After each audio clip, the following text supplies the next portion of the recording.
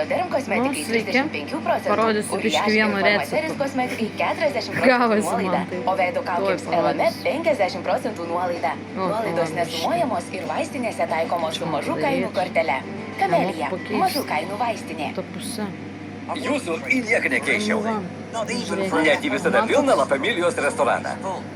Ar slaptą receptą? Daiktas, Net kugelis ir į savaimą gavosi. susiplaunančius Kugelis indus. Ar net gavosi. Michelin žvaigždžių. Kugelis gavosi, va toksai va. Man blynas, kugelis kartu. Žinot, ką dariau ir kaip dariau? Ogi žinot, kaip padariau? Man cepelinai nesigavo. Gavosi tokia kaušė, išyro.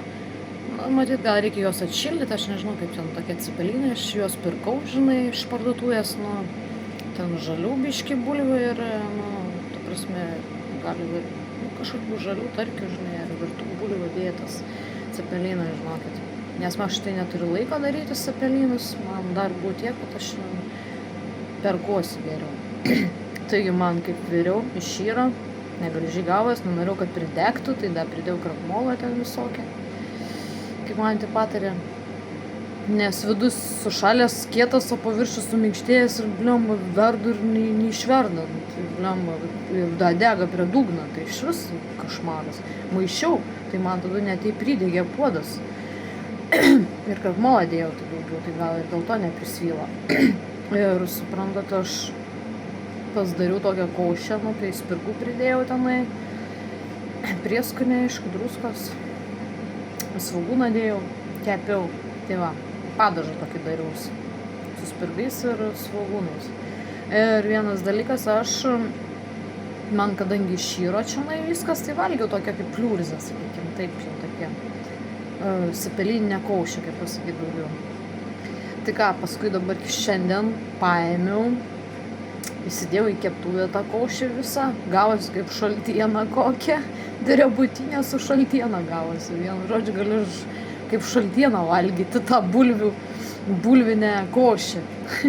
Iš cepelinų tyrės, gavosi cepelininis, šitas šaltiena, cepelininė šaltiena. Gali valgyti šaltų ir kimšti, jeigu skrandis nesustoji, žinai. Skanu ir šaltas valgyti būtų gerai. Tai žinot, ko paskui padariau. Tai įdėjau tą košę į tuos riebalus, žinai. Žiūriu, kad daug labai riebų.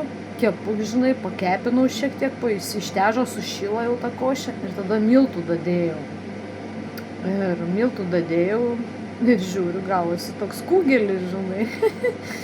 Keptuvai kepiau. Išgaravo tie riebalai ir visas okei gavosi. Nes labai daug riebalų buvo. Aš nenorėjau kažkur dar persidėti juos.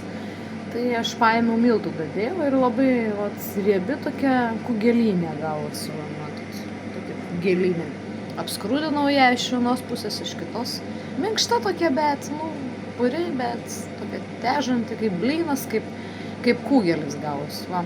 Tai prašau, kaip galima pasidaryti iš cepelinų kugelį. Su miltais, aišku, dadėjus. Arba galit košę valgyti cepelininę tokią, pliurzą, kaip pasakyti. Arba galit skrūdinti, jeigu miltų dėsite. Galima, da gali kiaušinę dadėti, jeigu kas nori, tai įvairiai gali būti sumaišus. Tai va, kaip galima kugelį paprastai pasidaryti iš cepelinų košės. Iš cepelinų virtų, ištežusių, padaryti tiesiog kugelį. Miltų pridėjus, gaunasi kugelis. Voilà. Lafa, nereikia daryti kugelio iš karto, jau galima ant keptuvės pasidaryti. Tai va, toks naujas mano receptas atrastas. Kągi, sėkmės jau. Ir skanaus, kas taip kažkam nesigauna, jeigu cepelinai, tai prašau, va taip ir pasidarykit, kaip aš pasidariau. Tai va, ir žinokit, bus gyva.